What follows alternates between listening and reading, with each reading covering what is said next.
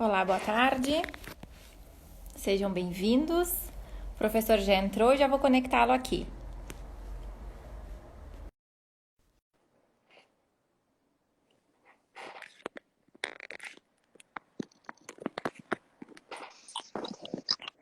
Boa tarde, professor.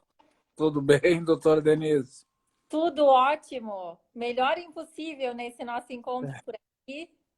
Ó, eu Vou que o diga. expressar publicamente a minha satisfação em poder mediar essa live e esse encontro, porque além de ser uma admiradora muito das suas obras, do seu trabalho, o senhor é uma referência, sem dúvida, para todos nós no direito de família. Então, dividir esse Obrigado. espaço é uma grande honra para mim. Desde já eu agradeço em nome do núcleo e um agradecimento muito especial meu também. Nada, não tem nada que agradecer. É uma satisfação muito grande. Eu acho que eu estava devendo já do ano passado um encontro, uma visita para a cidade de Pelotas, para o IBDFAN, e acabei não conseguindo ir. Fica a forma de compensação aí da gente se encontrar Com pela certeza. temática. Doutor, o senhor dispensa a apresentação, sem dúvidas, né? O professor e um dos maiores doutrinadores do nosso Brasil aqui sobre o direito de família. E hoje convidamos para tratar sobre os limites desse direito. Então, eu já lhe passo a palavra, tenho alguns apontamentos depois e questionamentos de alguns colegas, mas o senhor pode, então, ficar à vontade e dar início ao nosso tema. Pois olha, até não sei como começar, mas quando se fala em limites do direito, em especial do direito de família, eu acho que uma fonte inspiradora que hoje existe no Código Civil de 2002 e que não existia no Código Civil Brasileiro de 1916 e provavelmente não existia em muitos dos códigos civis de outros países, é a ideia de que o abuso ou os limites dos nossos direitos, a fronteira dos nossos direitos, está delimitada exatamente onde começam os direitos do nosso vizinho, das outras pessoas. Já tive a oportunidade esses tempos de fazer referência em outra versão, falando do abuso do direito ou dos limites do direito, de que esta figura que é emblemática e importante, porque a gente dá pouca importância aos limites ou ao abuso do direito na prática do direito de família, e isso depois nós vamos ver, é muito corrente essa prática abusiva, talvez até por uma sensação, um sentimento de impunibilidade, vai me faltar, de não punição, de não Sim. punibilidade da pessoa que abusa desse direito, e vejam que os limites, quando nós ultrapassamos essas fronteiras, né, na realidade nós ingressamos numa situação muito clara que é uma espécie de responsabilidade nossa, de responsabilidade civil pelos abusos que nós cometemos. A única diferença é que, em comparação com a responsabilidade civil, sempre a responsabilidade civil ela é compensada pecuniariamente, em regra, ao passo que aqui, no uso abusivo do direito ou no trespasse das fronteiras, dos limites dos nossos direitos, onde a gente avança no direito dos outros, e, evidentemente, é bom que se diga, porque sociedade nenhuma poderá conviver em harmonia se não houver o respeito aos limites do próximo. Aliás, agora, então, até na época de pandemia, a gente vê nos noticiários aí como essas pessoas, né, de um modo geral, às vezes não se dão conta quando saem às ruas e fazem contatos pessoais e não usam as máscaras, ou seja, elas estão exercendo um direito seu de circular, evidentemente, mas que tem o limite do direito do próximo, que é a preservação da saúde daquele que também está circulando pelo mesmo ambiente. Então, o respeito ao direito, o respeito às leis, isso é extremamente relevante, porque nós não somos hordas, né, de indígenas, de pessoas sem culto, sem cultura, que vivemos, né, pela lei do mais forte. Mas eu comecei toda essa fala dizendo que o melhor exemplo que se pode encontrar hoje na codificação brasileira talvez esteja no artigo 1228. Claro que o abuso do direito está personificado no artigo 187, mas um bom exemplo para começar explicando de onde surgiu essa ideia do abuso ou do respeito aos limites do direito do outro, é do artigo 1228, no parágrafo 2º do Código Civil, quando ali trata da questão da propriedade, dizendo o caput, faço a leitura bem rápido, dizendo o caput desse artigo, olha, o proprietário tem a faculdade de usar, gozar e dispor da coisa e o direito de reavê-la do poder de quem quer que injustamente a possua ou detenha. Está dizendo aqui esse dispositivo, que nós temos liberdade sobre o que nos pertence, porque é um direito nosso e nós podemos usufruir do nosso direito como bem entendermos, desde que não avancemos sobre o direito dos outros. E aí, então, o parágrafo 2º, explicitando que não dizia no Código de 16, são defesos os atos, ou proibidos os atos que não trazem ao proprietário qualquer comodidade ou utilidade, e sejam animados pela intenção de prejudicar outrem. Daí o nascimento do abuso do direito, com dois clássicos fatos ocorridos na França. Um deles, um cidadão construiu uma chaminé sem utilidade nenhuma, sem função e finalidade nenhuma, única e exclusivamente para tapar a visão do vizinho com quem ele não tinha simpatia e tinha inimizade.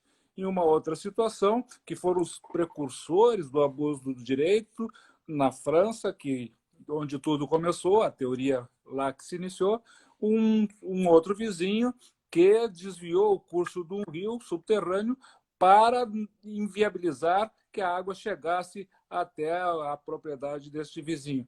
Ou seja, foram atitudes que estavam dentro do uso do direito de cada um, mas que foram feitos, e aí usaria uma palavra, com um propósito emulativo. Então, sempre que, de alguma maneira, nós encontramos nesses atos que extrapolam o nosso direito, e o propósito quase sempre é emulativo, ou de vingança, ou de ressentimento, e aí eu acho que a gente, com essa palavra da emulação, vai encontrando uma identificação com o direito de família, porque nas nossas separações, nos nossos divórcios, é bastante frequente, como nós nos deparamos com ex-casais, né, brigando por ressentimentos que ficam por toda a vida. Então, faço essa introdução, doutora Denise, no sentido de que nós possamos nos encontrar dentro do tema que foi proposto falar, que diz respeito aos limites que nós precisamos respeitar dos direitos dos outros. E me parece, especialmente nessa questão do rompimento das relações, né, professor, existe também sempre um sentido de prevalência do meu sentimento ou do meu desafeto em relação ao outro. E que, portanto, entendo que eu mereço uma proteção diferente ou a mim cabe certos direitos que ferem automaticamente e muitas vezes o direito do outro. Então, esse limiar, né? E aí, um dos apontamentos que nos trouxeram aqui, e que acho que muito em decorrência dessa questão do nosso afastamento social, desse isolamento, é o que diz respeito ao poder-dever dos pais em relação aos filhos. Porque é uma corrente aí que modificou muito, na verdade, alterou completamente a rotina de todos nós, e vieram à tona questões que estavam minimizadas ou talvez um pouco abafadas pela própria dinâmica diária de uma vida tida como normal, e que hoje a gente não tem essa possibilidade. Então, acho que, de repente, se o senhor puder explicar de onde parte esse poder-dever, porque é um direito e um dever dos pais em relação aos filhos. E aí eu já parto de uma pergunta, se o doutor entende que esse limite do exercício familiar, né, ele se dá também nessa construção histórica que a gente tem também, que hoje se reivindica e se tem como primazia o direito e o interesse da criança e não dos pais, que foi uma alteração que a gente teve, né? Antes era a prevalência do poder, do pátrio poder, e hoje a gente fala num poder familiar, ou seja, é o direito desta criança, o afeto desta criança. E aí, muitas vezes, me parece que os pais soterram esse interesse e esse objetivo, esse olhar em relação aos filhos em detrimento de interesses próprios. Sem dúvida, doutor.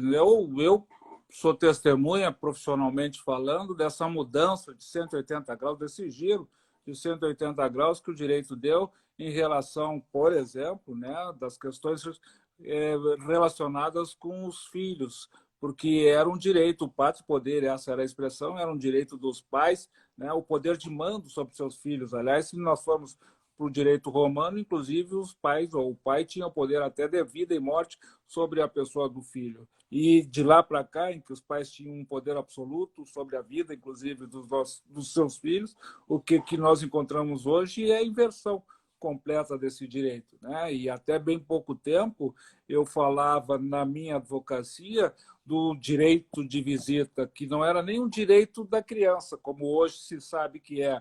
Aliás, não é, é uma obrigação que os pais têm de conviverem com os seus filhos, mas que no passado era tratado como uma mera faculdade, né? O pai não era obrigado a visitar o filho, tinha essa faculdade, e os desmandos que aconteciam em função desta mera faculdade, porque a ótica era voltada só para o progenitor e não para as necessidades dos filhos.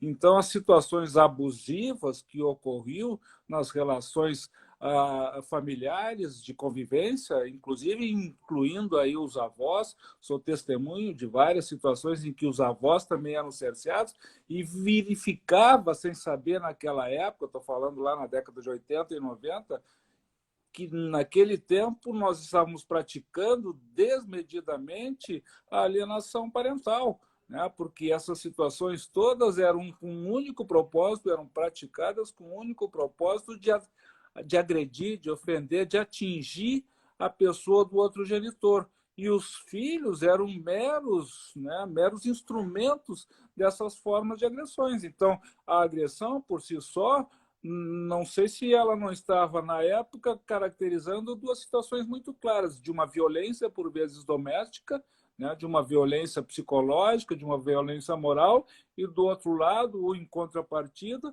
uma violência praticada pela alienação parental. E nós convivíamos com essas aberrações sem termos sequer noção de que isso era uma prática abusiva contra o direito do menor, do infante, da criança e do adolescente, e que era uma prática abusiva, como é até hoje, todo e qualquer excesso de direito, toda qualquer transposição do nosso direito para avançar no direito do outro, o que significa a não concessão do direito toda vez que eu extrapolo e abuso do direito do outro. Não há direito meu quando eu avanço sobre o direito do outro. E volto a dizer, o nosso histórico do direito de família era extremamente rico e, com toda certeza, nesse campo da convivência, em que nós invertemos o direito dos filhos, que antes era um direito dos pais, foi um avanço enorme que nós obtivemos em benefício dos nossos filhos. Ainda, evidentemente, que não alcançamos o ideal dessas relações, porque se nós estivéssemos ou tivéssemos alcançado o ideal dessas relações, seguramente nós não precisaríamos de leis, duas leis que são abusivamente, apenas aqui fazendo um uso inapropriado da palavra, abusivamente utilizadas ou excessivamente utilizadas, ainda para manter aquilo que permanece nas relações daqueles que se separam. Um ódio muito grande, um ressentimento e um sentimento de vingança que parece que não tem fim. E aí eu fico me perguntando por que as pessoas conseguem agir assim, desta forma tão odiosa, de, inclusive, se dedicarem a criarem problemas uns para os outros, de abusarem dos direitos uns dos outros. Por que tanto ódio, tanta gana, tanta necessidade de perpetuarem essas relações doentias? Aonde nós estamos falhando, do ponto de vista de operadores do direito, que nós não conseguimos sanar, né, essa doentia relação, não resolve. E que, apesar de nós já termos, desde 1988, nos dado conta de que temos que proteger os vulneráveis e não os adultos incompreensíveis, mas não parece que nós tenhamos alcançado sequer o mínimo do ideal de reformulação desses direitos, porque continuamos convivendo. Se no passado se tinha muito processo litigioso de separação e esses foram afastados, hoje foram substituídas as intrigas do litígio de separação, foram substituídas por intrigas de Lei Maria da Penha, por intrigas de alienação parental, e para mim o núcleo é sempre o mesmo, o ódio que permanece entre as pessoas que extrapolam do seu direito, avançam sobre o direito do outro, e, para mim, tem um componente muito relevante, que é o sentimento de impunidade, que era a palavra que eu não consegui dizer antes. E me parece também, professor, o senhor concorda também, que isso extrapolou e avançou na relação dos pais em relação aos filhos, muito por essa mudança também social, no sentido de que o pai quer efetivar o seu papel de pai. E com isso, muitas vezes, a mãe se sente tolhida e talvez com maior importância na vida desse filho. E, novamente, me parece que aí, neste ponto, deixam os pais olhar efetivamente para a única coisa que importa, seja durante a educação ou após o seu rompimento, que seria a educação e criação dos filhos. E me parece também que isso é fomentado quando esse pai ou essa mãe busca o aconselhamento profissional. Porque essa cultura do litígio e esse comportamento beligerante, que também faz parte da atuação do advogado, fomenta essa disputa, quando, na verdade, me parece que nós deveríamos ter um papel apaziguador e proporcionar a esses clientes, a esse pai, a essa mãe, um novo olhar sobre essa relação, sobre esse filho, que deve ser o objeto específico de conversa, de análise e de tratamento. Não sei se o senhor concorda com isso. Não, eu concordo. Eu sei que nós temos um ideal de procedimento e eu encontro são as dificuldades para nós avançarmos desse ideal de procedimento. Eu vejo muitos obstáculos, e esses obstáculos que eu encontro são quase todos eles, penso eu, de ranço cultural, né? Ranço cultural que talvez eu identifique em duas situações muito presentes, ou seja, no casamento da dependência da mulher, porque o marido era o administrador e o provedor. Então, na figura do provedor, que isso estragou as resquícios dessa relação de provedor e provido, essa dependência financeira que nós ainda tentamos, né, nos distanciar, criarmos a efetiva dependência financeira do homem e da mulher. Estamos bem mais próximos disso, mas acho que esse é um ranço cultural.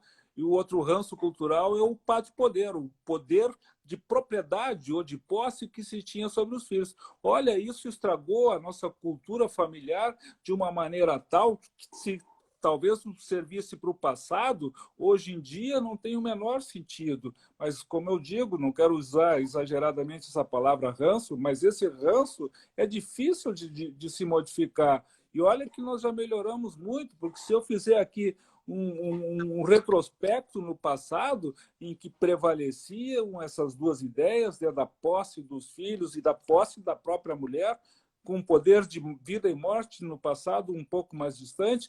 Esta cultura, que sempre foi nesse sentido, ela era, no direito brasileiro, presente em situações inúmeras, como, por exemplo, até bem pouco tempo, no direito argentino, que modificou seu Código Civil agora em 2014, mas vejo, até antes de 2014, na Argentina, por exemplo, o marido tinha uma ação para ordenar, para obrigar a mulher a voltar para casa. A mulher que tivesse abandonado o lar, o marido tinha o poder de obrigá-la a retornar para casa, sob pena de ela sofrer sanções de ordem econômica, inclusive com perda do direito alimentar, se não voltasse para casa, ou seja, para casa que talvez ela tenha saído com uma coragem indomável e singular, única, porque provavelmente dependente de tudo em relação a esse casamento, inclusive de uma sociedade que condenava as pessoas separadas, socialmente elas eram execradas, e aí então alguém que tem a coragem de se afastar desse mal de que padece, de uma vida infeliz, é pelo judiciário compelido a voltar para casa, né? Então, eu faço a referência dessa vida abusiva que o direito também, né, não se dava conta e criava situações claramente abusivas que existem hoje. Tanto que, aos poucos, né, nós, no nosso código, ali com a leitura do 1228, artigo, parágrafo 2º do artigo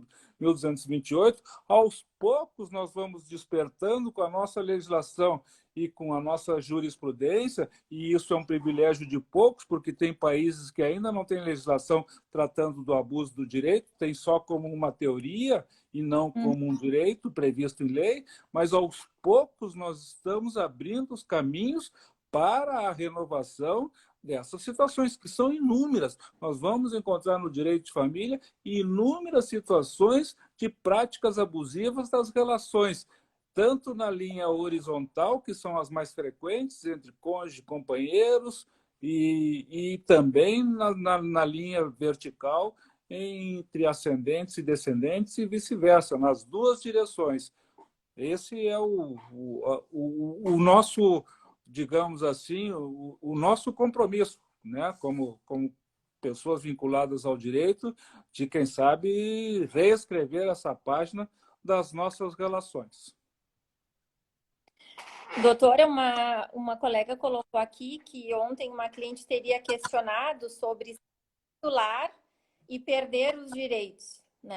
Isso também seria um exercício exacerbado desse direito, mas que sim, muitas mulheres, a gente verifica que em situações de violência doméstica, seja ela física e ou psicológica, tem esse receio. Como eu vou sair da minha casa e abandonar o lar? A gente ainda tem muito forte culturalmente essa questão de sair da casa, perder uns direitos. O que o senhor aponta nesse sentido e acha importante ponderar?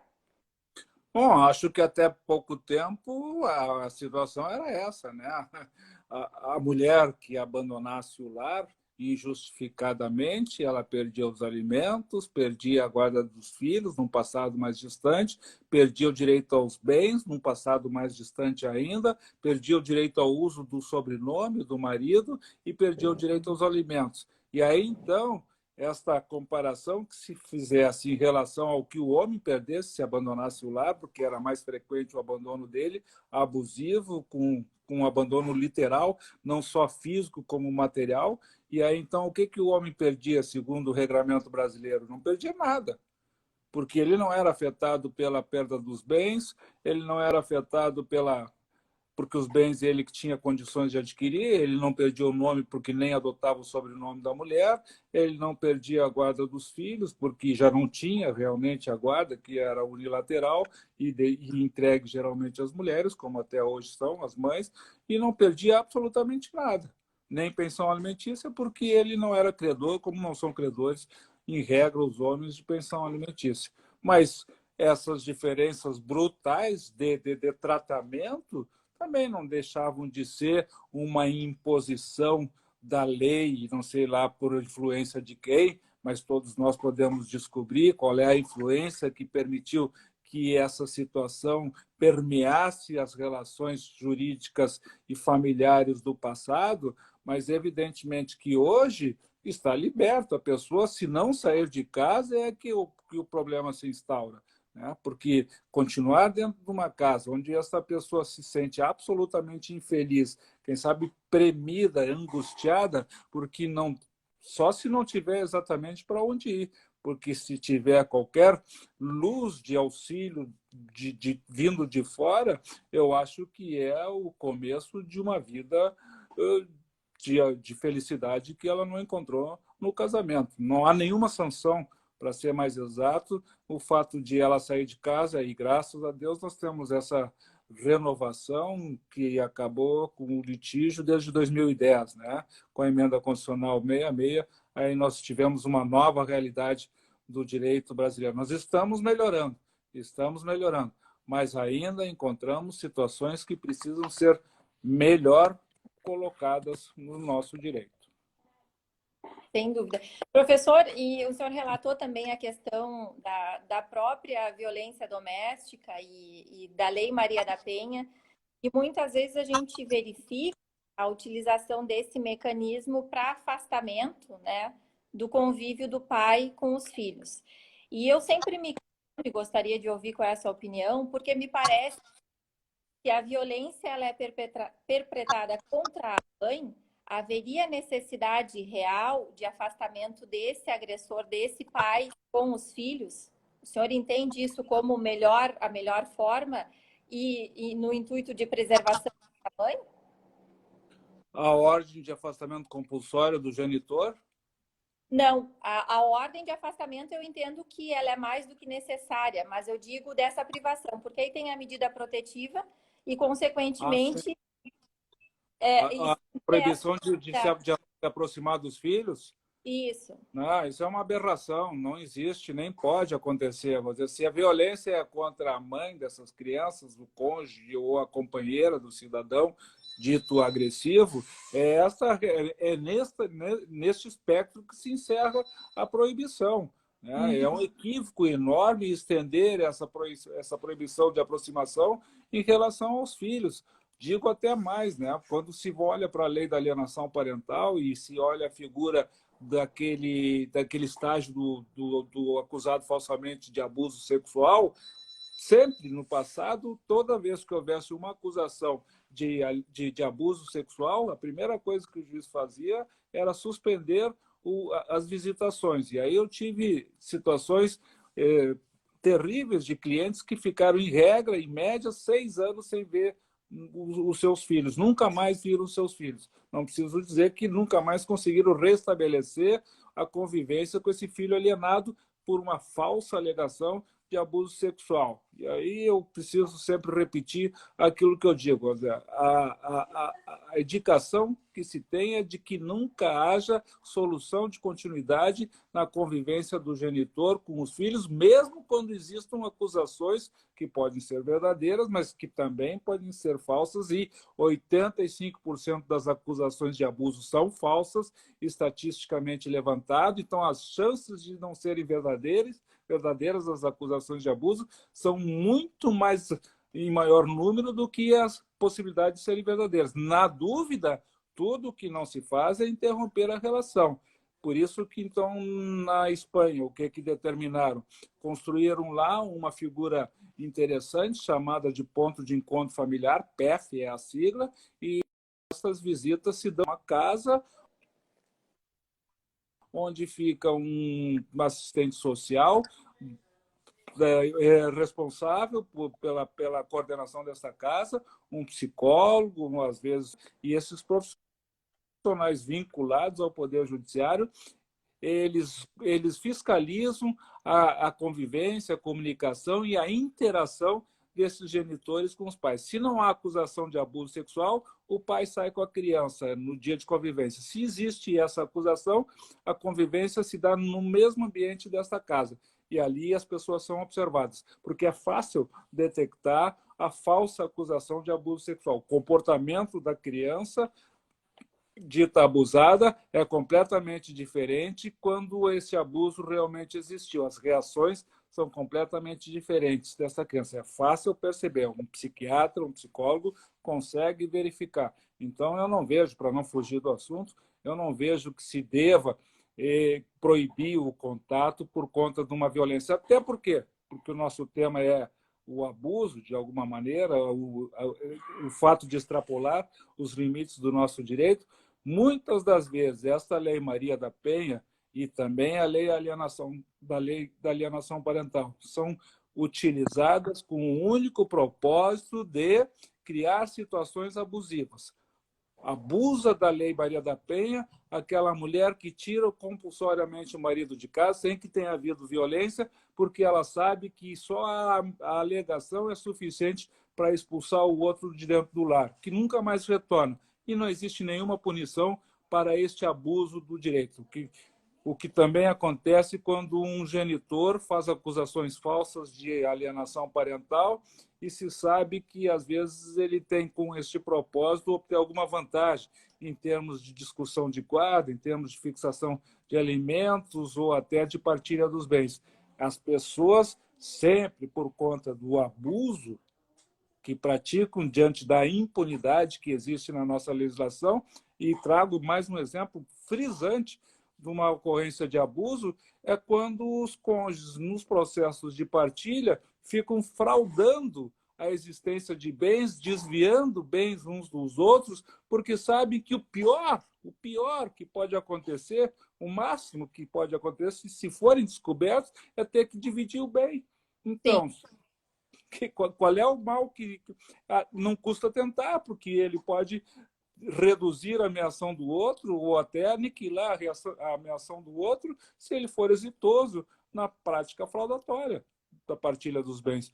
E esses são abusos que não têm nenhum tipo de punição, nem ressarcimento, nem ressarcimento. Se nós estivéssemos falar, quando alguém sonega a existência de um bem no inventário, ele está sujeito, se for dolosa essa sonegação, a perder o bem em benefício do espólio. Mas esta é uma sanção prevista no direito sucessório, mas não existe nada similar e aplicável por analogia no direito de família.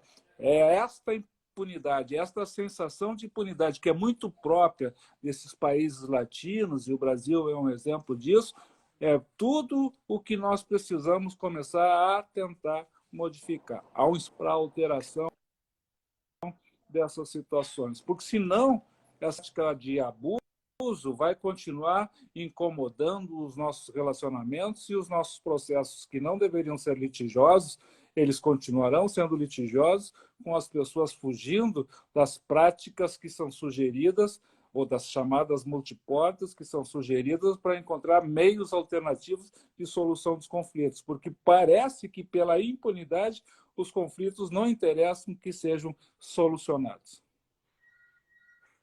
Exatamente, é bem isso, professor. E aqui uma colega pergunta, e o doutor já também linkou essa questão das formas alternativas ou até adequadas de solução dos conflitos, porque o processo pela via tradicional não me parece, muitas vezes, ser a via adequada, mas é a via que nós temos. Mas então surgem aí uma série de possibilidades, dentre elas a constelação familiar, e uma colega pergunta sobre a questão da justiça restaurativa. Se o doutor entende que seria uma forma de averiguar a questão do abuso sexual.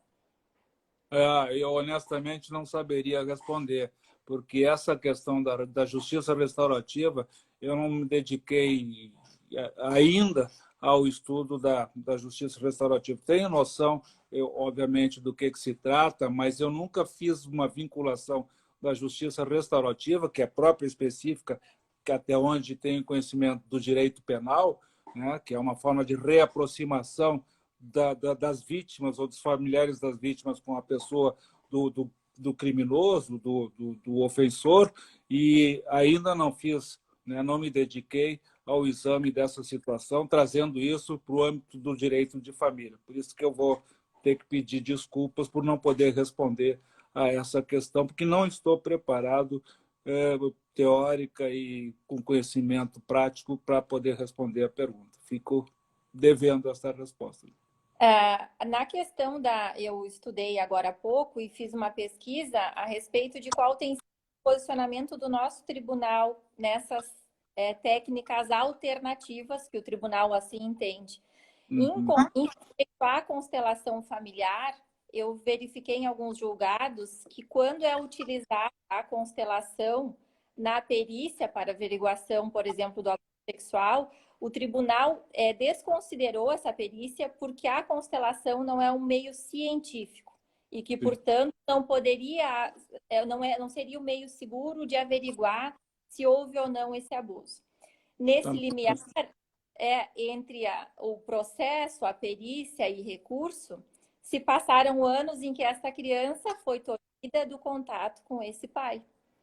Para, ao final, ter uma perícia anulada e retornar à vara de origem. E aí eu me questiono se essas formas de solução ou averiguação de fatos não é possível, por que então permitir a utilização dessas ferramentas nos processos? E quando chega a fase decisória, elas não são acolhidas como ferramentas adequadas ou cientificamente possíveis de averiguar essas. Me parece um tanto irresponsável. Essa seria a palavra, doutora. Até peço desculpas, porque talvez não seja essa a intenção, mas acaba que isso fere ainda mais o direito, o prejuízo exclusivamente dessa criança, né? A criança e o adolescente são as grandes vítimas dos abusos oriundos provenientes da alienação parental, por exemplo. o maior aliado, infelizmente, talvez inconscientemente, o maior aliado do alienador acaba sendo o Poder Judiciário, quando ele dá solução de continuidade à convivência do filho com o outro genitor que está sendo acusado de algum abuso, de alguma situação. Quando isso acontece, é aquilo que nós falamos. O processo se estica no tempo e os processos já são naturalmente demorados, e quando se dá a solução de continuidade à convivência, nós só criamos aí o ideal de clima, de âmbito que o alienador deseja. O alienador ele se cerca exatamente daquelas pessoas ou daqueles instrumentos que lhe serão favoráveis para o seu objetivo, que é afastar a convivência do outro genitor. Então, estas acusações mais violentas de abuso sexual, como nós chamamos de falsas memórias, é o ideal para a interrupção da convivência. E aí, para a reposição dessa convivência, às vezes o tempo que leva é tão demorado que sequer o filho, depois que também foi vítima dessa alienação, tem condições de retornar, porque os laços vão se destruindo, né? A afetividade vai desaparecendo e a afinidade ela acaba perdendo, né? Como um casal que se separa e que o tempo apaga os sentimentos, as lembranças, e se tornam duas pessoas tão estranhas como eram. E isso, o fato de ser um pai biológico, não significa dizer que esses vínculos não desapareçam. Tanto é que nós reconhecemos a existência da filiação ou da paternidade socioafetiva, porque o que importa é a presença, é estar presente, né, com a interação daquela relação, daquela convivência, com a distribuição recíproca de afeto, cuidados, etc. e tal, que faz, que constrói, todos nós soubemos, a verdadeira relação de paternidade ou de maternidade. O que constrói é a participação e não o vínculo biológico. O vínculo biológico sozinho, por si, não representa nada. Claro Sim. que ele traz um elo pessoal, né? Mas que, digamos assim, que é o start da relação de afeto, de amor. Uhum. O fato de eu ser o pai biológico de uma criança é o ponto de partida de uma história, de uma biografia que nós dois temos que ter. Mas aí conta é a convivência, a vontade de exercer a figura de pai ou de mãe. Exatamente, eu concordo. E essas medidas que são tomadas drasticamente, né? Isso. E aí, exatamente, né, professora? O abuso do direito daquele genitor. Eu entendo que esse filho é minha propriedade, que eu sou a única pessoa possível para cuidar, educar, e que, portanto, esse pai pode e deve ser afastado desse convívio. Tem uma pergunta aqui, é a seguinte. O colega quer saber o seu posicionamento no que concerne a parcela da doutrina que entende que o abuso do direito não se revela nas relações existenciais, mas somente nas patrimoniais. Qual é o seu posicionamento sobre isso? Eu acho que nas relações patrimoniais ele aparece com mais clareza, né? Mas não sei se no fundo dessas relações patrimoniais não estão as relações pessoais, né? O que motiva, qual é o mote de uma prática abusiva de um direito, né? Uma esposa, por exemplo, que se separou recentemente para se vingar do ex-marido, cria com os cartões de crédito, né, um gasto excessivo, abusivo, desnecessário, né, indo várias vezes ao supermercado, comprando coisas que não precisava, exatamente em véspera de separação. Esta é uma prática abusiva. A origem disso, a razão disso são as relações pessoais, as feridas, né, que são tentadas cicatrizar com atitudes de vingança, vingativas. Mas na lei da alienação parental, nós vamos encontrar em situações abusivas, que justamente respeitam as relações pessoais, né? Todos os atos de alienação não são de cunho patrimonial. Podem até ter efeitos posteriores de cunho patrimonial em algumas situações, como de fixação de alimentos ou negociação de obrigação alimentar, mas são situações muito claras de cunho pessoal. Inclusive, o, no caso, nos 3 estágios da alienação parental, né? A leve, a média, a moderada e a grave. E o senhor, qual seria, porque me parece agora, doutor, que a gente tem muito essa questão da própria alienação, questão do afastamento social. Então, há em muitas situações, e acredito que seja recorrente, inclusive o senhor já deve ter atendido vários clientes nesse sentido, do direito um genitor em relação ao outro, fundamentando isso com a questão do afastamento e da necessidade de isolamento. Quais seriam, então, as medidas? Porque também se socorrer ao judiciário nesse momento também tem sido difícil em razão de efetivar o andamento processual. E de que forma, então, esses pais ou, então, o genitor alienado pode se socorrer para conseguir efetivar esse direito de contato e convívio com seu filho, que é um direito da criança, é um direito do pai também e da mãe. Pois é, aí nós vimos nesses 2 meses e meio, acho que é esse o tempo que nós temos de isolamento social, como houve ou ocorreu, existiu a prática abusiva da negativa de um direito dos dois lados, né? Aquele que tem que pagar a pensão alimentícia tenta reduzir esse valor, às vezes sem necessidade nenhuma, e o outro que tem a obrigação de assegurar a convivência do outro genitor com os filhos também cria situações de impedimento. De novo, os adultos egoístas, se valendo de uma situação inédita, nunca antes vivenciada por ninguém, mas dos sussurros que escuto das possibilidades de conseguirem lograr êxito, reduzindo as pensões ou reduzindo a convivência, o contato, fazem com isso ou dão vazão aos seus mesquinhos sentimentos, que são os de não assegurar a subsistência do outro, para que aquele que depende possa sentir a importância financeira e econômica de quem ele deixou, e o outro lá que quer excluir da vida da familiar o pai, em regra, dos filhos que são comuns. Quer dizer, nós temos aí situações vergonhosas de abuso de alienação ou de abuso de direito de convivência, do exercício do poder familiar, e que não podem ser tratadas genericamente, como parece que muitos tribunais têm tratado. Eu acho que o caso é individual, é casuístico, tem que se verificar cada uma das situações.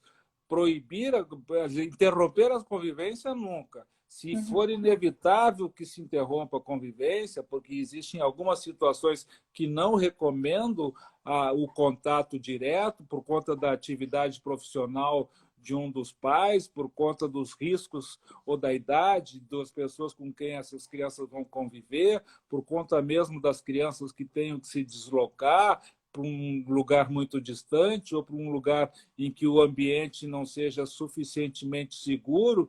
Obviamente que esses casos precisam ser examinados individualmente, mas não serem tratados genericamente, até porque interromper a convivência, o contato de um pai com um filho apenas baseado numa regra geral e a crítica, sem nenhum exame, sem nenhuma avaliação, apenas como regra geral, é negar um direito fundamental dos filhos, que é o direito à convivência com ambos os seus progenitores, e não com um só.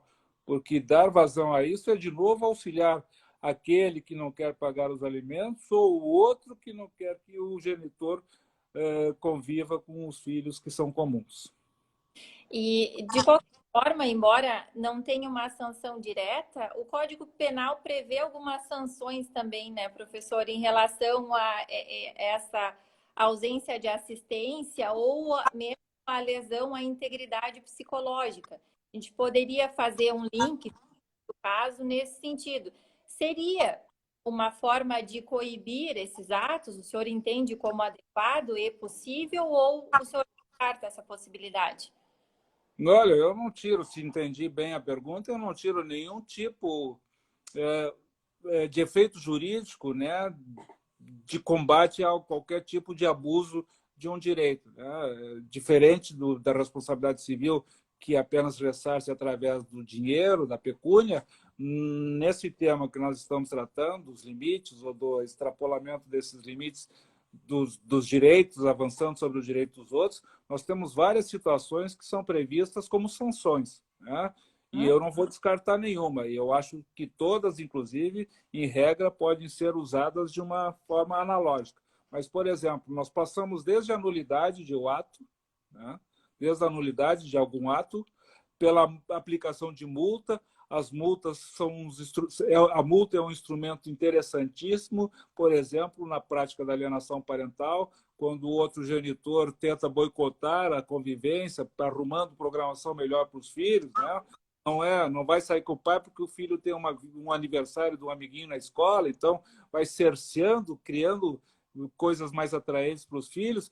A aplicação das astrentes, das multas, são muito eficazes, porque aí a pessoa que vai tentar alienar, ela ela vai ser demovida pelo fato de poder ter que pagar uma multa por ter boicotado, né, a convivência do genitor. A data de convivência das visitas é uma data sagrada. Excepcionalmente, pode até ser alterada, pode até ser compensada, né? Mas não com fluência, com frequência, por conta da desculpa que é o melhor para o filho, que é o filho que quer aquela situação, que é o que nós escutamos todo o tempo. A indenização também não escapa como uma forma de sanção do abuso, a reversão do ato, que nós conhecemos, a reversão da guarda, temporária ou definitiva, a ampliação das visitas, a obrigação, a submissão de uma terapia psicológico-psiquiátrica, a fixação do domicílio do menor, essa que nós chamamos de domicílio de referência, pode-se fazer a troca desse domicílio de referência. Às vezes, a obrigação de levar e trazer a criança, aquele genitor que abusivamente morava numa cidade, e aí então se desloca, vai morar numa cidade mais distante, muitas vezes com o único propósito de dificultar a convivência ou encarecer a relação de convivência do outro genitor, então pode ser compelido a ter que pagar os custos de deslocamento, desde a suspensão do poder familiar até a perda do poder familiar. Então, existe um leque de situações, de sanções no direito quando se trata do Instituto do Abuso do Direito e que não são exaustivas, né? Todas as outras que talvez a gente encontre lá no Estatuto da Criança e do Adolescente, no Código Penal, eu não descartaria nenhuma. Acho até que, por exemplo, lá na Lei Maria da Penha, aquelas medidas protetivas, elas são muito eficientes e não precisam ser, por exemplo, só aplicadas quando se vai numa vara criminal reclamar de uma violência doméstica. Às vezes eu posso usar aquelas medidas protetivas, por analogia, no âmbito de um processo de divórcio, que não tem litígio, mas que busca, de uma forma asseguradora da integridade, da incolumidade física ou psicológica da pessoa, é uma medida preventiva, assegurando que sejam aplicados os distanciamentos e aquelas sanções todas, né, que visam preservar a integridade física e psicológica das pessoas. Tudo isso tem que ser utilizado de uma forma objetiva. Nós não temos mais tempo para aqueles processos, né, longos, demorados e extremamente burocráticos. Esse tempo passou. Essa possibilidade ela existia quando os juízes talvez tivessem 500 processos sob a sua administração, mas hoje esse volume está quadruplicado ou quintuplicado. Sim.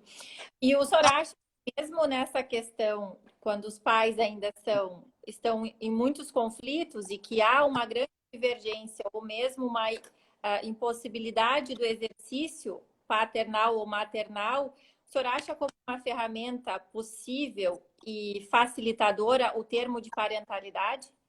Claro, claro que sim. Até que o termo de parentalidade, que não é da nossa prática, né, é do direito estrangeiro e de utilização muito profícua nos outros países. A Espanha é um bom exemplo disso, os Estados Unidos, os processos de guarda quase nunca passam pelos tribunais, são solucionados por coordenadores. O Canadá usa o coordenador de parentalidade, que na realidade nada mais é do que um mediador, né? Então, vejam, ou seja, As soluções nasceram da necessidade de um mediador, de um conciliador, de um coordenador. Então, quando os tribunais mais avançados perceberam que essas disputas dos pais sobre os seus filhos, quando eles já conheciam a figura da alienação parental desde a década de 80, que nós só viemos a descobrir em 2014, se não me falha a memória, quando eles já se deram conta de que aqueles abusos tinham um nome e podiam ser identificados, eles já buscaram as soluções. E um dos pontos nefrálgicos desse abuso no âmbito do direito de família está exatamente nessa situação, né, do uso dos filhos como se fossem instrumentos de vingança dos pais, né? Chamam alguns de bucha de canhão. E esses filhos, com essas disputas judiciais, a primeira coisa que fizeram, vamos convocar a figura de um mediador. Então, o mediador mediava os problemas e ia encontrando as soluções e numa amplitude maior, não como a gente faz, apenas vista os dias de convivência e ponto final. Né? Lá eles extrapolam detalhamento mais do que, né, exaustivo de todas as práticas de um filho. Então, esse termo de parentalidade visa criar, num documento homologado pelo juiz, o compromisso dos pais que querem a guarda compartilhada deles atenderem às necessidades e os compromissos dos seus filhos, ponto a ponto, todos escritos. Não saem das audiências como nós saímos aqui, sequer sabendo o que é guarda compartilhada, tendo apenas os dias de convivência e, às vezes, nem isso garantido. Não, lá tudo é previsto do começo até o fim e quem vai atender cada uma das reivindicações, das necessidades próprias dos seus filhos. Quem não obedece a esse termo de parentalidade pode sim perder ou ver revertida a guarda ou transformada a guarda que era compartilhada numa guarda unilateral. Mas também diferente do Brasil. Esses países que eu chamo de sangue frio, esses países existe o temor à lei. Quando há o medo da lei, quando existe o temor ao julgador, porque eles são levados a sério e a impunidade não graça solta, como graça aqui entre nós, em alguns países latinos, eu tenho a impressão de que as coisas funcionam, porque elas sabem que vão ser sancionadas em caso de obediência. E toda vez que existe uma sanção, a minha experiência profissional já mostrou. Quando eu levo um julgador a sério e não como um mero recomendador, como um mero instrutor, que nós aqui, às vezes, né, esse é o nosso pensamento, quer dizer, tem tantas as instâncias recursais que uma sentença de um juiz singular não significa nada, porque ela vai ser reformada por um tribunal superior e depois outros tribunais podem reformular mais ainda esses processos que, pela sua própria demora, já faz com que a gente não encare uma decisão judicial com o rigor que deveria ter. Então, enquanto nós não reformularmos, né, esses conceitos e a percepção de que nós podemos sofrer alguma punição, alguma sanção efetiva que nos incomode, eu acho que ainda vai ser muito difícil alguma mudança a curto prazo.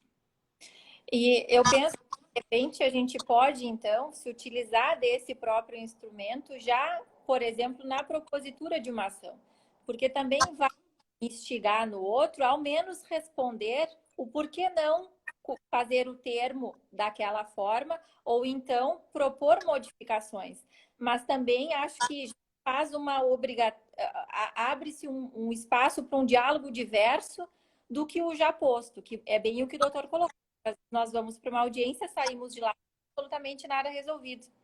E quando já se provoca, me parece, aí eu quero saber o que o senhor acha nesse sentido, se provoca um pensamento, uma análise sobre esse termo e sobre como a gente pode efetivar essa convivência no direito dessa criança, pode ser que abra uma nova perspectiva, então, para um novo cenário efetivo de cumprimento desses direitos.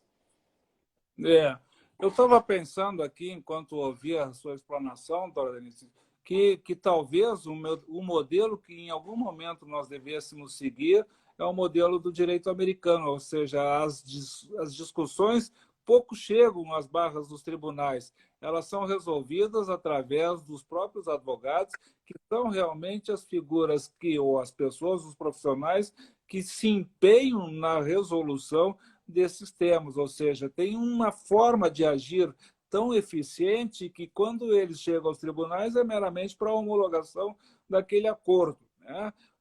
E o respeito ético que tem em relação aos profissionais, que também não são, digamos assim, às vezes como nós aqui vivemos, é muito mais instigando o litígio do que tentando resolver esse litígio, né? Então, essa cultura nossa de profissionais do direito, de achar que o patrocínio fiel é instigar o litígio e dizer aquilo que o cliente quer ouvir e não o que ele precisa ouvir, essa é uma mudança que faz parte de um todo maior, né? E que passa por exemplo, em que nós tenhamos que levar para os tribunais as questões mastigadas do que dizem respeito à convivência da guarda compartilhada com os nossos filhos. Se cria uma vez um termo de parentalidade, é difícil porque ele é minucioso, mas depois os outros são só adaptados, porque a essência está no primeiro documento. Se faz um, se faz dois, se faz três, se chega à perfeição num termo de parentalidade que vai sendo adaptado. E uma das cláusulas obrigatórias é que, então, na medida em que os nossos filhos vão crescendo, nós também, então, se vierem situações não previstas, como poderia ser uma situação de pandemia, quem imaginou que tudo isso poderia acontecer? Então, quando isso puder vir a acontecer mais uma vez ou de uma situação diferente, então já está ali prevista uma cláusula que será indicado um mediador ou um conciliador para que ele decida a respeito das situações novas, buscando, encontrando uma nova e adequada solução. Nós temos que tratar os nossos relacionamentos com maior maturidade, como gente grande, e não como crianças de quem foram tirados brinquedos ou objetos de desejo e que nós ficamos por aí esperneando para, como se no passado, quando o tempo que éramos criança, que nós esperneávamos, gritávamos, chorávamos, e aí, então, para que não incomodassem os adultos, nós, crianças, acabávamos sendo atendidos. Somos adultos agindo como crianças que querem ser atendidas nas suas dissensões, que não tem mais lugar. Eu não tenho a menor dúvida, concordo, e isso faz, esse vanguardismo na forma de pensar e se colocar, doutor, faz o senhor a nossa referência para o direito de família. Porque é isso, pensar o direito de família e para as famílias, né? Nós temos 1 minuto e meio para encerrar. Foi muito construtivo, foi muito reflexivo e essas abordagens foram muito instigantes acima de tudo.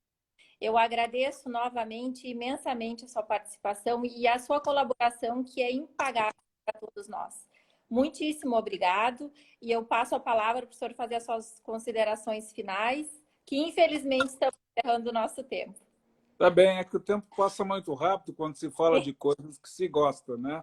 Mas eu queria aproveitar o tempo que me sobra para também agradecer todos aqueles que nos acompanharam nessa live, agradecer ao IBDFAN de Pelotas, a sua iniciativa, o seu trabalho, doutora Denise, porque eu acho que realmente que são propostas como essas, e essas propostas agora vieram, penso eu, em definitivo, para os nossos relacionamentos pessoais e profissionais.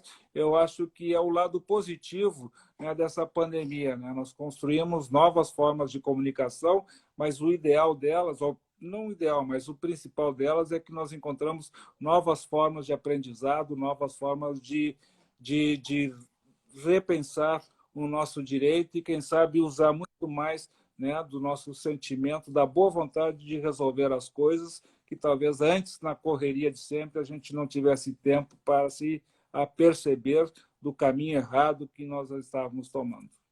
Exatamente, doutor. Muitíssimo obrigada mesmo. Espero que em breve a gente se encontre novamente para seguir discutindo e conversando sobre esses assuntos que são tão caros para a gente. Muito obrigado. Um agradecimento muito especial do Núcleo IBDFAN Pelotas. Muito obrigado pelo convite. Até a próxima. Até a próxima. Um abraço. Um abraço a todos. Tchau.